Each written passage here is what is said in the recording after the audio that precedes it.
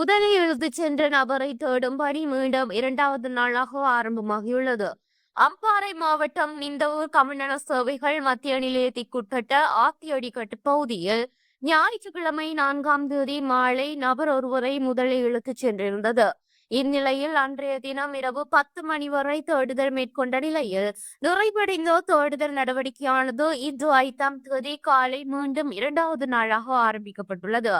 இதற்காக சாயுதமருது ஜனாசா நலன்புரி அமைப்பு, அல்-உஷ்வா தற்காப்பு குழுவினர், கல்முனை ஆழ்கடல் சுழியோடிகள் அமைப்பு மற்றும் ஒழுவில் மீனவர் முதலானோர் இணைந்து தேடுதல் பணிகளை தீவிரமாக முன்னெடுத்துள்ளனர்.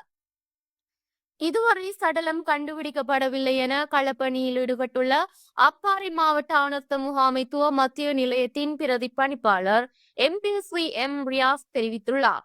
முதலில் இழுத்துச் சென்ற நபர் ஒழுவில் பள்ளக்காடு பகுதியைச் சேர்ந்தவர் என குறிப்பிடப்படுகின்றது. மக்கள் நீர்நிலைகளுக்கு அருகே செல்லும் போது அதிக கவனம் செலுத்துமாறு அறிவுறுத்தப்படுகின்றது.